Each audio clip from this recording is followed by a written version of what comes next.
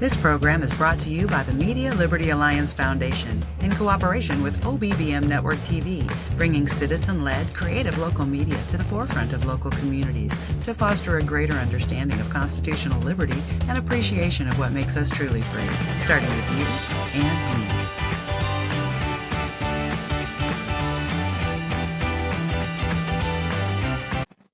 Make sure to like and subscribe to the channel. That way you're updated each time fresh content comes out. And thank you for being part of the Zach Rateliff Show.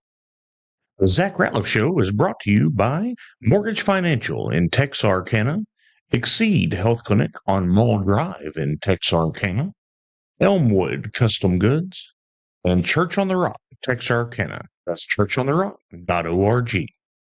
Speaker Johnson gave a biblical defense of borders and lawful immigration. He said borders and walls are God's means to set up civil societies and separate nations. At the same time, we're to welcome the immigrant and protect our citizens. When people come to America, they should assimilate, not change our laws or society. Civil authorities are necessary to maintain order and just laws. I'm Pastor John Miller. Visit me at churchontherock.org.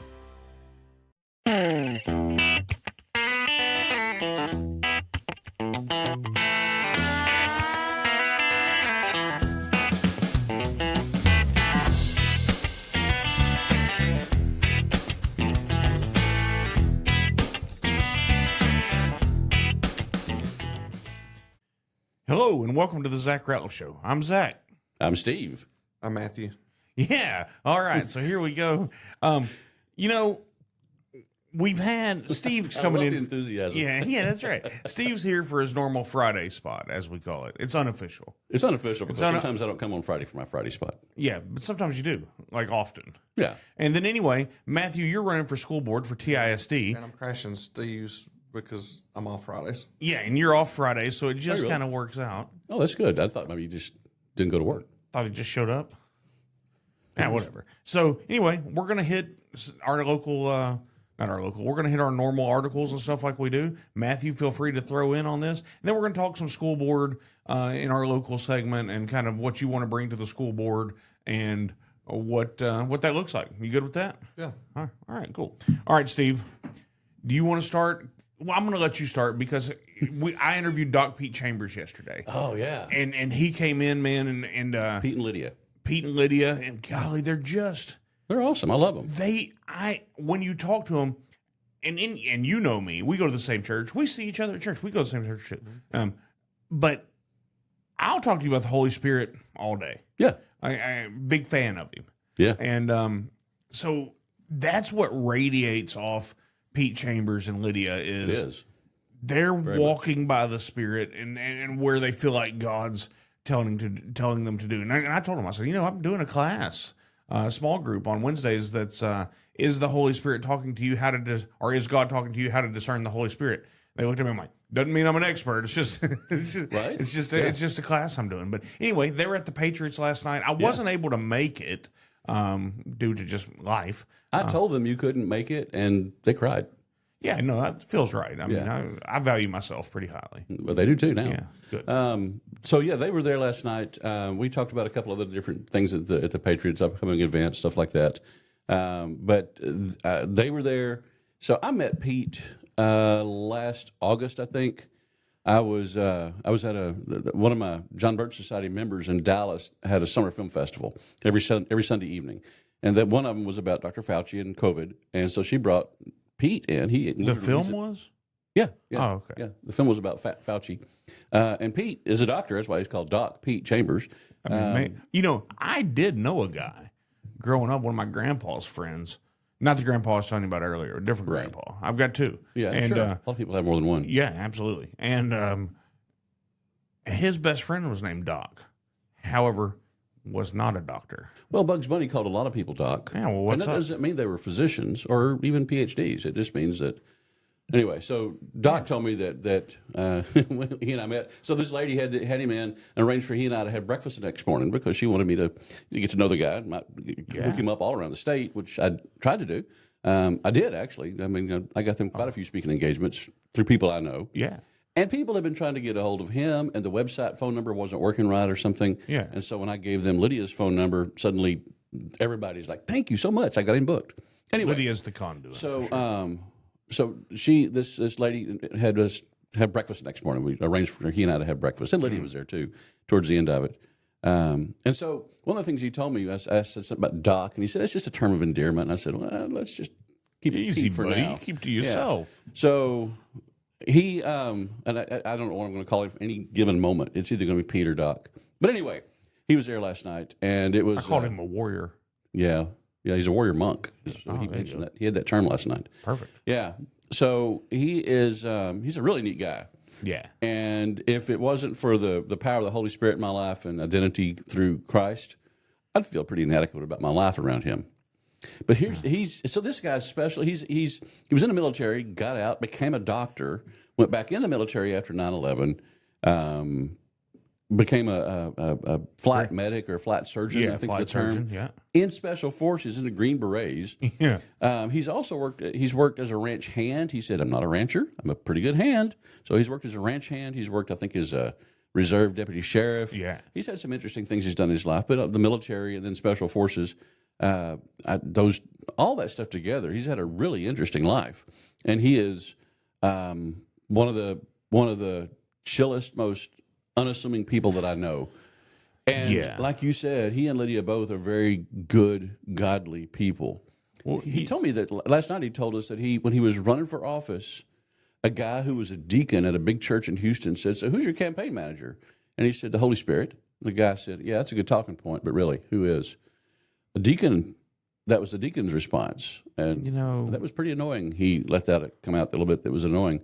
Often, I'm disappointed by people who, I don't even have time to go into this, honestly, but we were going through our study on Wednesday night, and it was like, be careful of people who want to put themselves in places to gain their image as opposed to doing power. That's their own power as opposed to what the Holy Spirit wants them to do, because that's two different You need to things. try to serve.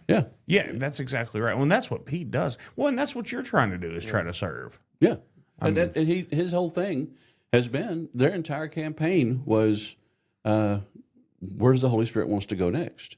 They came to a meeting that I was part of in Dallas, and he actually called me and said that somebody told him, make sure you prioritize peace over anything else. And they were trying to decide what to do on a date.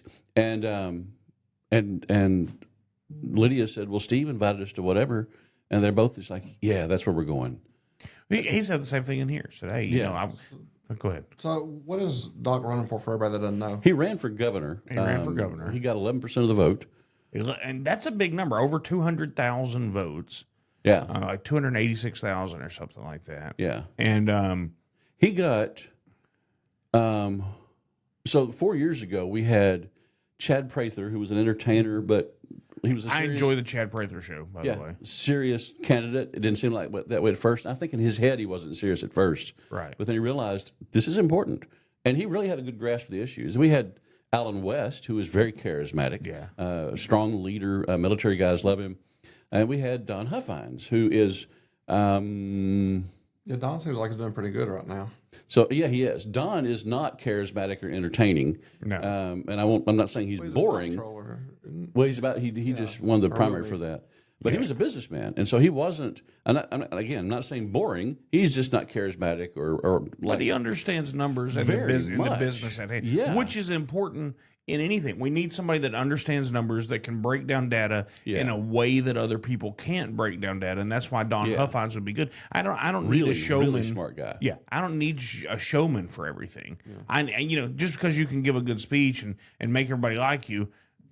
Sometimes I need somebody to just sit down and be about the business. Speaking of, today we have with us Matthew, and that's actually a great segue. I wasn't even trying to go there, but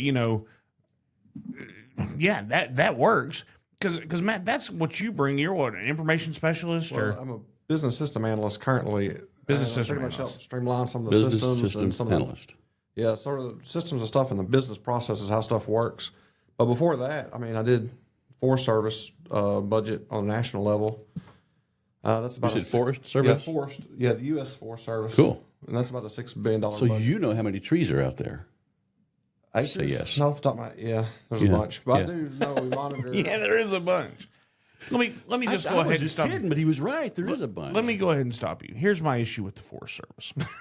Oh my gosh. Do you know who one of our biggest nemesis is? The Forest They're Service? not with them Termites? anymore. No, EPA. Oh, absolutely. You know what? Also, my biggest problem with the Forest Service is, and I've talked to what's the Arkansas Congressman Westerman, because he's a big Forest Service guy. He's over the NRE, which is technically Forest Service. That's the middle management. Well, here's Forest my Service. issue.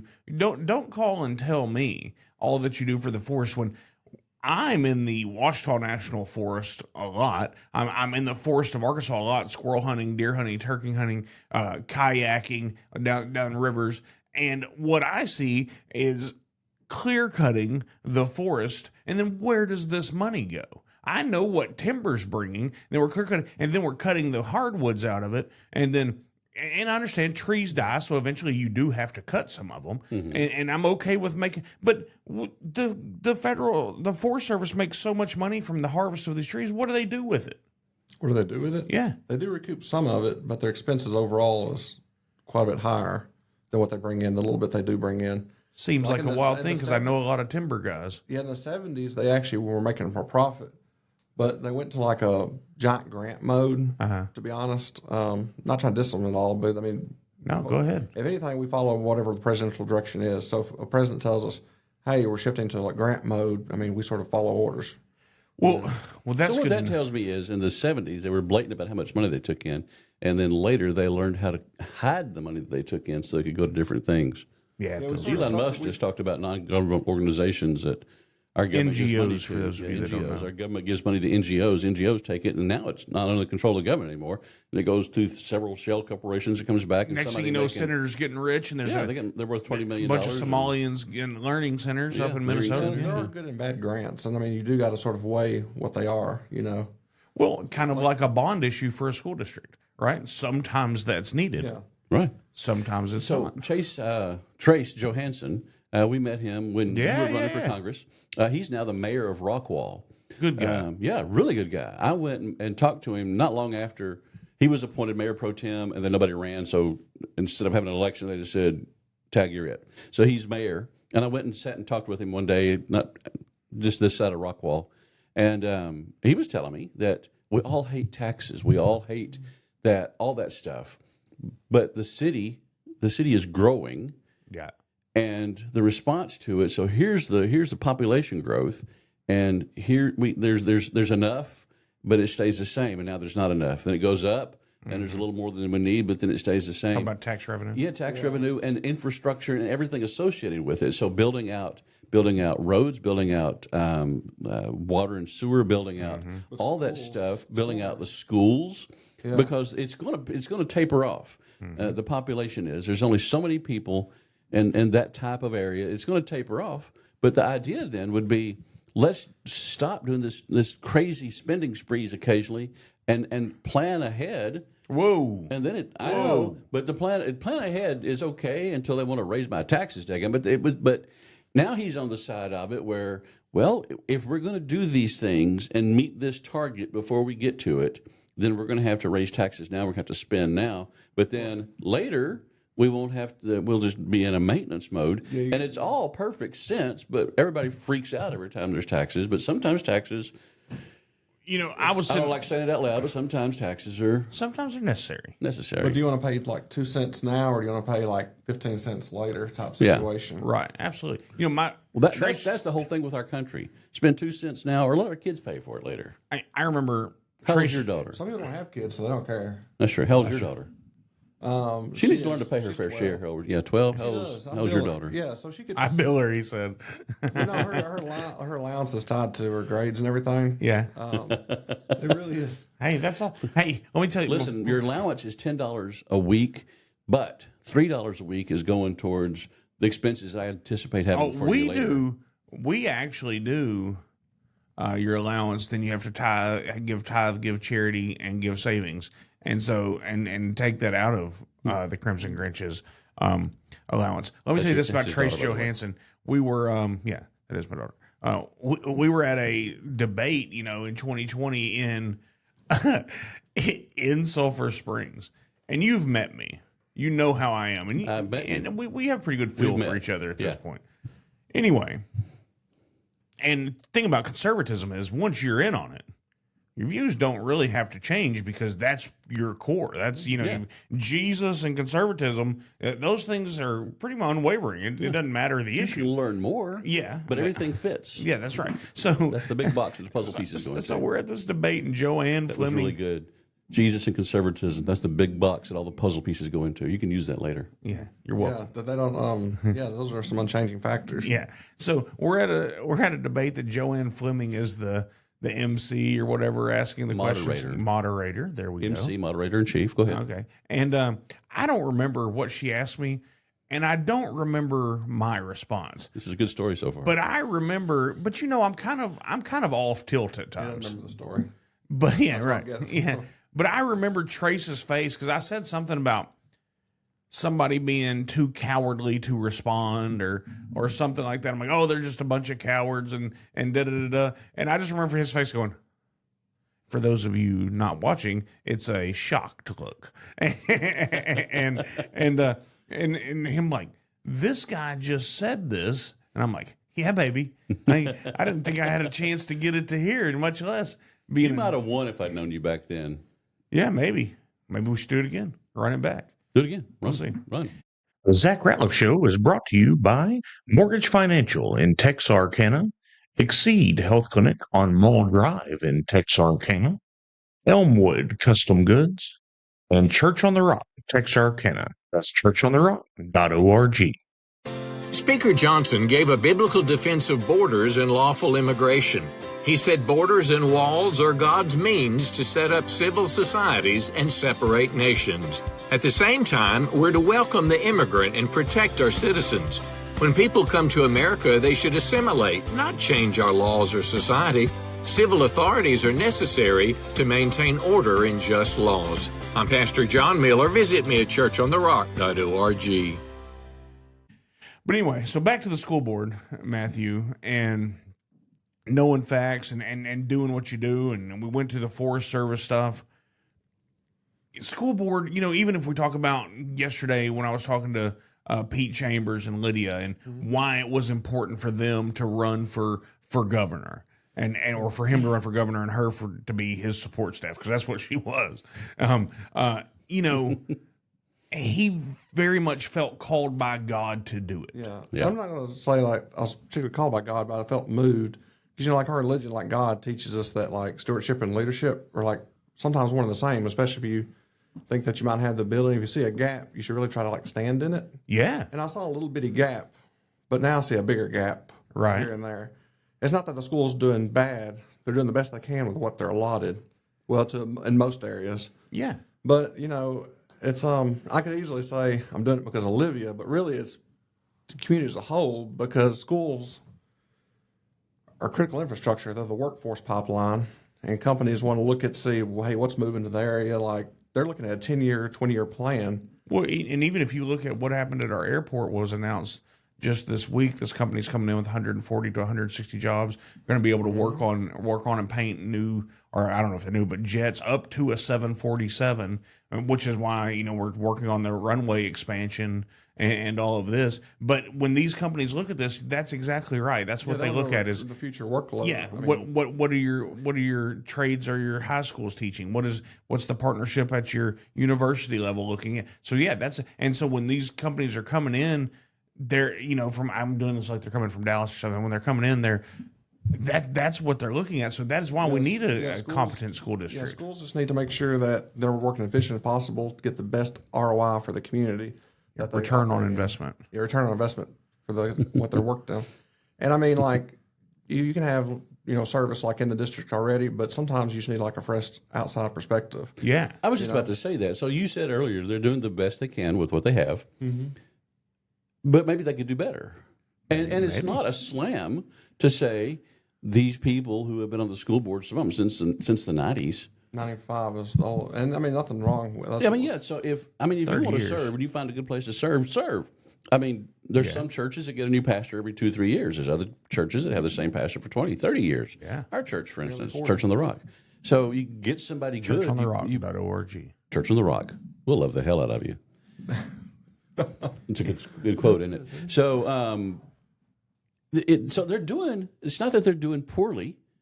It's that outside perspective, a different way of looking at things, is sometimes a really good idea. And if you get, I mean, so if somebody, and so it's not a slam at all to the people who've been there 15, 20, 30 years. Rating has a B by the state, which isn't bad. Yeah, That's right. pretty Yeah, good. so if it's not a slam to say maybe new people would make things better. Fresh Especially eyes. if you have somebody who's a trained analyst who looks at budgets, who looks at numbers, who says this is doing well, but if it was over here, it could do twice as good. It was before the Forest Service. I did Red River's budget. Their $600 million budget.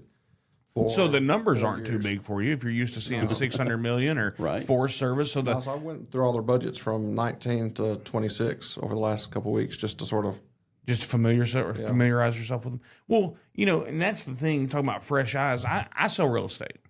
So but here's the thing: if I was going to sell my house right now, I would have to get someone else to come in and look at it, because when I think about it, I know there's a faceplate like for the light switch. I know there's one that's cracked in my living room. I haven't replaced it because it's not that big a deal. However, you become blind to these things, and so you just accept them as they are because that's how they are.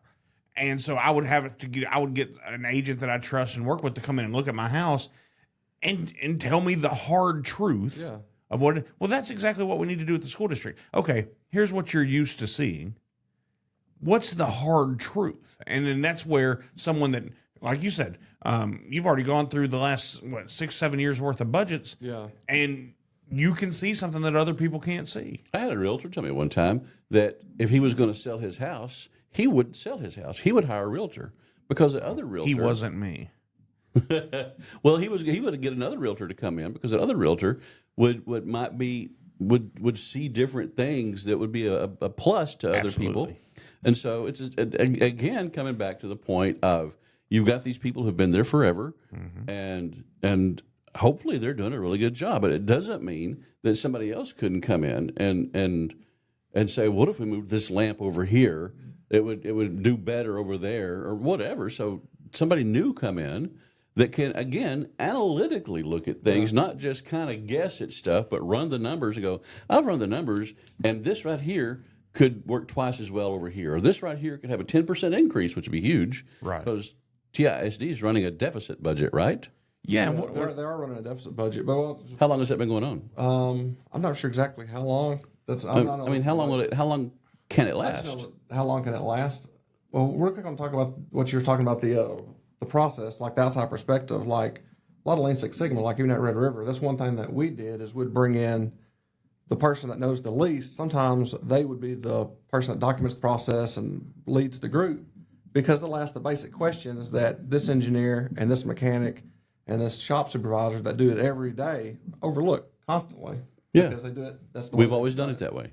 Well, I don't want to move past this. Did you say that TSD's running a deficit? Yeah. I think I saw that. They are. Yeah, it's a 1 point. So when they advertise the face of their budget, they say they have a plus $432,026. So that's what they're saying. They're operating positively, but that's because they're mixing both colors of money, which you're not supposed to do that in the government budget world. Okay. What? I'm lost. So what do you mean good. both colors of money? So you have like Texas, they don't call it like the government. So federal government is just different, but Texas they have two colors. You have M&O, that's your regular Maintenance and operating operations. expenses, maintenance and operations, and you have INS, interest and sinking. That's what you use to pay your debt with. Okay. The $189 million bond, for example. Okay. So the bond, they have an extra $2 million roughly. Okay. This past budget year, Right. and they have a $1.7 million operation for shortfall. So on the front page of the budget, they're plus 400,000, but they're really The difference between the two. Yeah, which is not a lie at all. It's a factual statement, and they're probably following a Texas policy that's how they're supposed to report it. Yeah, But when maybe you dig down into it, they're really at 1.7 million. to the negative. Yes. Yeah. On the operation Well, side. isn't That's that where interesting? The payroll comes out. So I remember when I got much involved in local politics a lot more back in 2010 when Sterling Lacey became county judge. Good man. And supposedly he blew through a $6 million surplus in a matter of months But what was happening was things were getting paid off, and I'm not trying to cast aspersions on anybody, but what was considered, I'm told by elected officials that obviously won't remain nameless. I'm told that what was shown as a $6 million surplus was actually maybe that much negative, maybe more. So the county was actually in the whole $6 million, $8 million. But by the way you were talking about it, it was shown as something different. So the county supposedly had this much money, but they owed a lot more, and they had to, by state law, pay off a bunch of debt before they could take the money in and start. I think this all came out of the Highway 82 project. I might be getting that part wrong, but what looks like, and so people were saying, "Oh my gosh, there was a $6 million surplus, and now it's gone." Well, because it went towards debt, and that happened again a year later. Money, where does money go? Well, we paid off something from last year. Nothing's wrong with paying off debt. That's a good thing. Well, it's just how it's reported is the government reporting. And in Texas, at least in county government, you can't obligate the county to debt indebtedness without talking about it in public and actually having a bond election. And I'm probably oversimplifying that. Right. But you can't take this year's revenue and pay off last year's debt. Well, but let's talk about, and all that together, and it might, it might work out great for a family or for a small business, but there's certain laws and regulations that the way the government wants things reported, wants things done. They're peculiar about the colors of money, about how they spend stuff. So you can say there is a surplus, and there is a surplus, but you're just not allowed to spend it on. Did you make enough? Did you bring in enough last year to cover the bills? You can't spend the green money on the purple money. Here's my question. So there's 1.7 million that looks like to be a deficit for the school district budget. 2 months of operating expenses also. Why is that? I mean, that's just all they have right now. How often do they get money in? Like annually for? I'm not sure how often the state sends it in. If I'd assume it's a month, like it's not on the budget documents, or at least not that I saw. Well, like the county gets money primarily from property taxes. Right. And so every year, 25 to 27% of the school's money comes from property taxes, and the rest of it will come from state funds, federal funds, and bonds. So the property taxes is probably a more or less annual inflow, and then the state stuff comes in more often. Yeah, they send in, $6,200 roughly right now for this coming up year. Right. $6,200, what was that?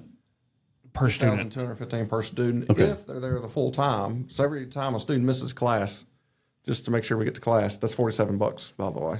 Well, here's my gripe. So if your kid stays home, that's $47. Well, at least let them go till 10:30, and then the state counts it as that's all day. Yeah, as all day, which is crazy to me. But that's a whole different thing. I don't want to drag you into my dislike for the accounting system of the state, because I didn't want you here to do. But so when you look at like TISD, there are 1,200 ish employees for TISD. There are total staff count of this per grog 1,167 and a half. So somebody's only working half, but full-time equivalent positions. There was those two Siamese twins that got jobs as teachers. There you go. And so one of the largest employers around. So you expect them to have a large budget, and then you have. Are you sure that number's right? Because earlier I think you said it was a higher number. Did you just look it up? Yeah, I just now looked it up. But what the higher number I said was the actual student count, which is 7,269. Well, you had a different number than that 1,200. Their budget reflected lower a little bit right now. Well, anyway. Oh, that might be counting the digital school, because I think that's excluded from a lot of the calculations. Yeah. We have about 500 students there. Right. So maybe so. That being said, it's going to take a large 13 campuses, 7,000 plus students, 1,000 plus employees, plus the maintenance. So, and here's my thought with the budget and with everything that goes in school. When I went to school, I went to Nash, and then I went to West Lawn, and then I went to Pine Street, and then I went to Texas High. So none of those schools are there anymore. One of them is definitely not there anymore. Still there. Nash is there, West Lawn's there, Pine Street not there. Yeah. So the auditorium at Pine Street was condemned when I was there in 1999. Like, you still went in there every day, didn't you? Yeah, we did go in there. Yeah. Because why wouldn't you, right? 7th, 8th grade boy, why wouldn't you go exploring? And we inevitably, one of my favorite administrators of all time, Bill Lively, would also be in there like, aha! Anyway, I told you to get out of here yesterday. So it was condemned. Pull bricks out of the wall. Nobody cares. No, it was condemned before 99. And then we actually didn't want to rebuild it until 2022, Well, basically. That's a whole different scuttlebutt. Just that one building was condemned. There were other ones that we went to school in around it. And then some guy bought it and was going to make it a historical thing. Then TISD bought it back so that they could put the new school there when they realized that he wasn't doing anything with it. But what I'm saying is TISD is important in our area. It's important to our local economy. It's important to the growth of our community. It's important that we realize, hey, we're really not at a $400,000 surplus. We're at a $1.7 million loss. Yeah, it actually gets more complicated than that moving forward. Yeah. Oh, so I'm sure. So, but back to where we were going, which is a fresh set of eyes that can see this. And even, here's my thing, Matthew, is you get there and you're like, why are we operating at a loss? Oh, we're not. Okay, show me that. Right? There needs to be somebody that can ask the question in an intelligent way, which you can. And when I was on the school meeting, just to visit, like I think the 17th of November, they're briefed about the budget, but so the school board doesn't really ask that many questions about it. And I just want to be there to ask just some of the questions. Was there like a budget and finance committee or something? Or I don't know if there's a committee. I know they do an outside auditor, and they also do like some inside reports. Yeah. And they sort of discuss about it, but I don't think the school board dives too deep into it. Seems like something they should look at. Yeah, and I think it's just because over the years they built a certain level of trust. And not that I don't trust them. I just there's questions I want to ask to make sure, are we doing what we're going to do? Well, it's not even about trust. Like Zach or I could go in and sit down at that stuff and look at it for a couple of hours or a couple of days or whatever and go, I don't understand this. This doesn't make sense. This is dumb, maybe. Look at it enough to realize this is happening and it makes zero sense and it's costing money. Yeah. And we could do an overview and say, here's some things that need to be changed. But you'd go in there and see the same things and then do the deep dive into it. Here's why. Here's where we dropped the ball. Here's where this needs to be put back into place. All this stuff. So that's a really good sales pitch for get some new eyes in occasionally, because somebody knows why.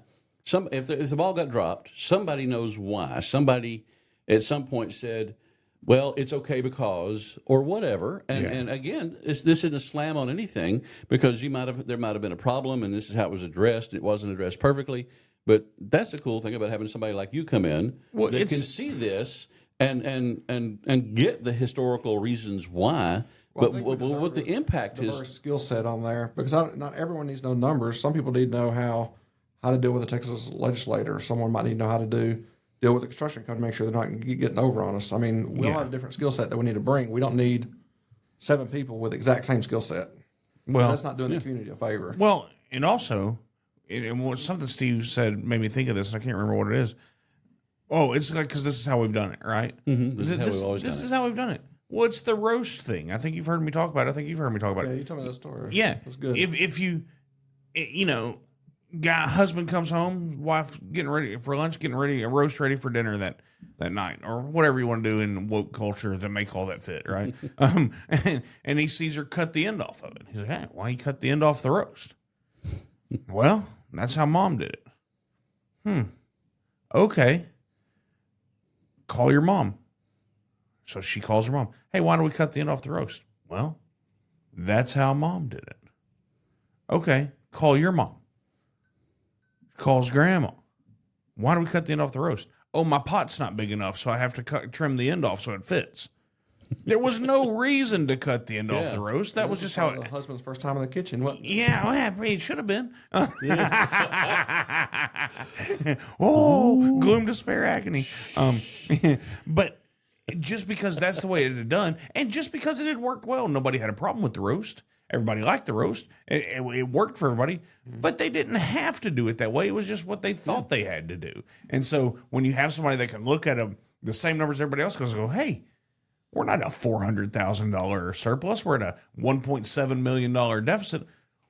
It's a big deal because if you say, let's leave everything alone, we're at a $417,000 or whatever you said surplus.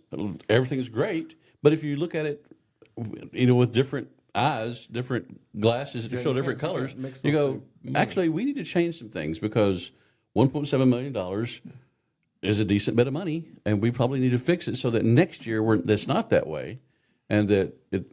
I think they've leaned a lot, but Texas is not giving us more money. So over the last 6 years, like our electricity bill at TISD is up 52%, but the state gives us 0.89% more money, not even a full percentage. So when they do this property tax compression, they take almost all of it out of the schools. Okay, what's property tax compression? So in 2019, we voted for lower property taxes, right? Including me.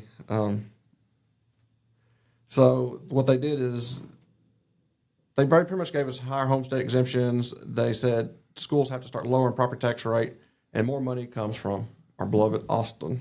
Yeah. Instead of local. Well, and that's there goes Dan again. That's why we good people in Austin too. If you could tell Dan something right now, what would you tell him? Dan, I appreciate that you listen and your wife listen and is also a guest on this show. And I see you walking by, and I'd like for you to support the Zach Rateliff Show. And by Dan, you mean? I'm not going to do that to him. Oh, okay. But well, Dan, I thank you for your contributions to our community as well. Yeah, exactly. Man, that was dumb. I'm sorry. He was just walking by. So that's dumb. I'm sorry. Business as usual. Continue on.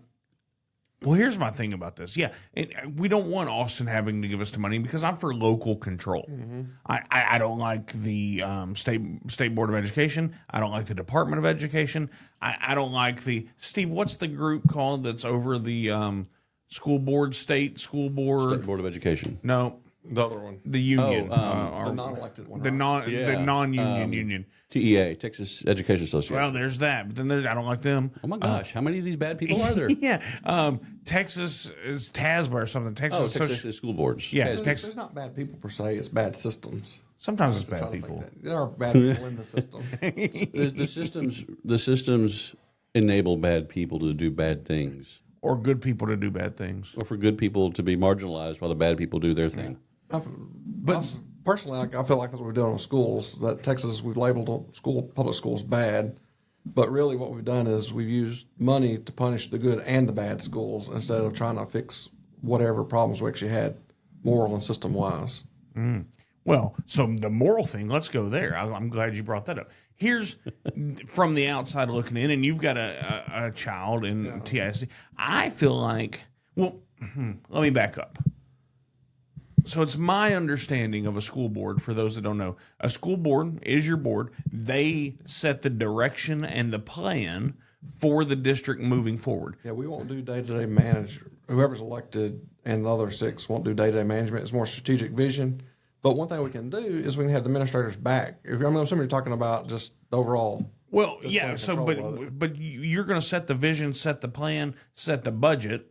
And then you give that to a superintendent who answers to the school board. And so then you would, it's just like with my employees, I'm going to have a monthly one-on-one. And I don't know if school boards do this, but you would think your monthly school board meeting would kind of be your monthly. Here's a rundown of what's happening. Here's the good. Here's the bad. And then you hold that person accountable. So then you need that school board or that school superintendent to say, okay, principals, here's your direction.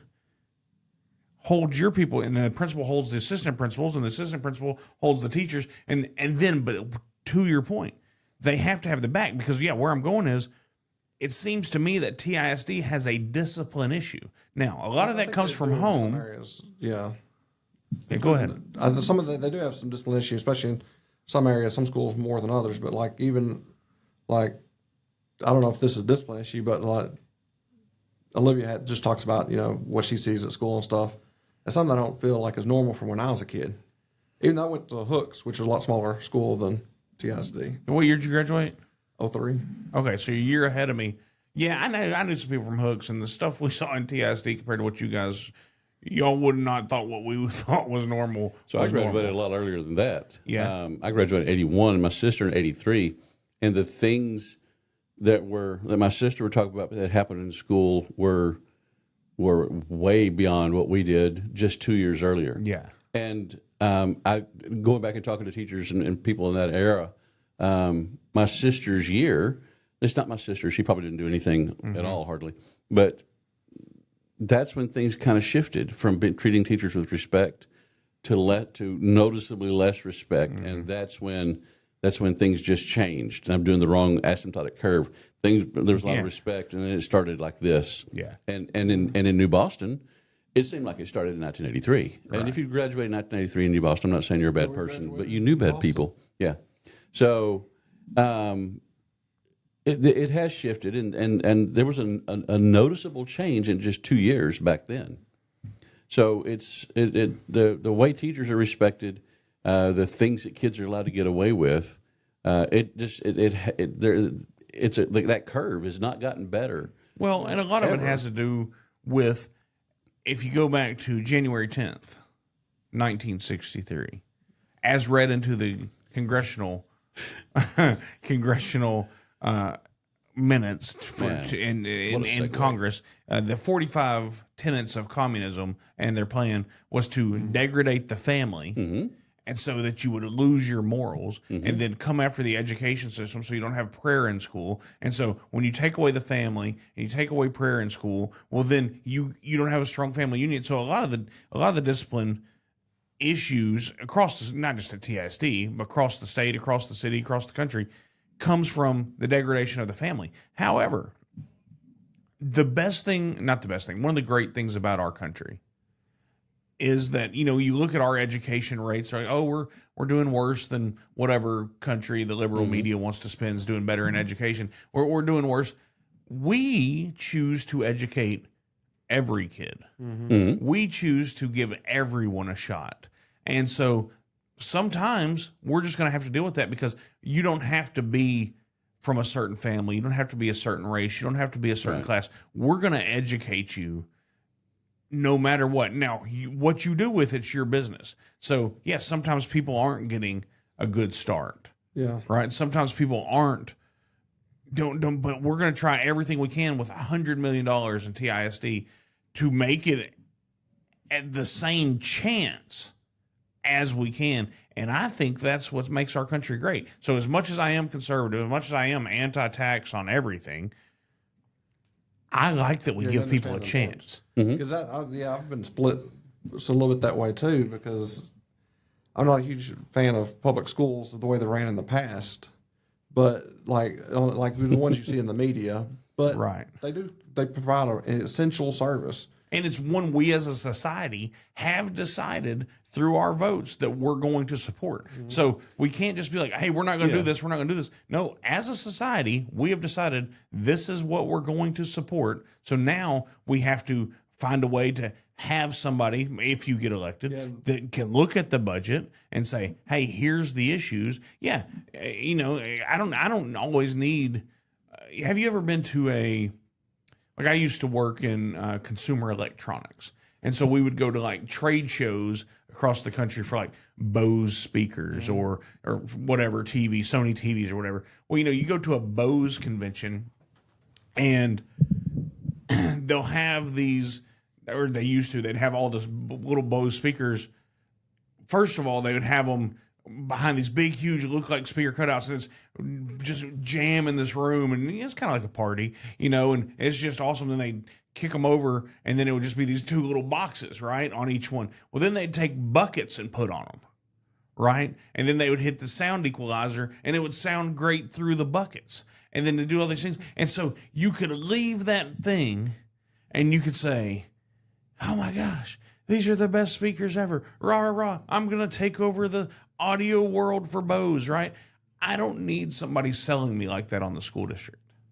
I don't need somebody that can give me a pat on the butt and a go get 'em killer. This one's for the Gipper speech every time. What I do need is somebody that understands the numbers. Yeah.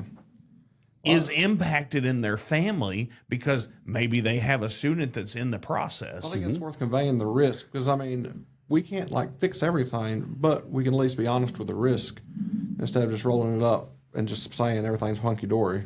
Right. I think just as a voter, we deserve. But we don't get reports of things. Here's a couple of things that aren't going well, but we're working on them. Usually, you just hear everything's great, and it makes you wonder if they when they're in private, they're not going, oh, it's all fine, or are they addressing the issues? Right. And I will say this about the other. You're the third candidate that I've had on here. Mm-hmm.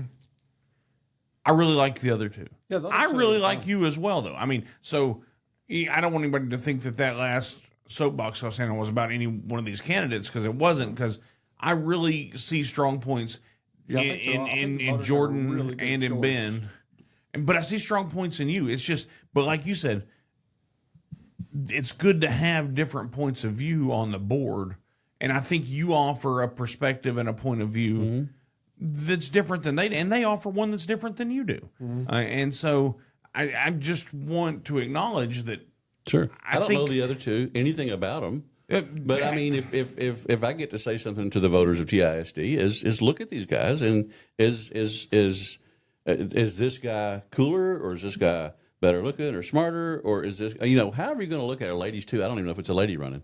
It is. Okay. So who those things, does Matt bring something new and fresh? And I can say that. I can say, look at Matt to see, what do you think? Is he going to bring something that the school board doesn't have? And that's not a slam on the other guys. Well, I don't know them Admittedly, they all bring something fresh that the school board doesn't all bring currently have. something. because they're not there, right? Right, Yeah, because they've they're all been not there. They all bring a fresh set of eyes. So, and I definitely don't want to spin this like I'm just in it for Matt, or I'm just in it for Ben, or I'm just in it for Jordan, because I want them all to have a fair shake on the show.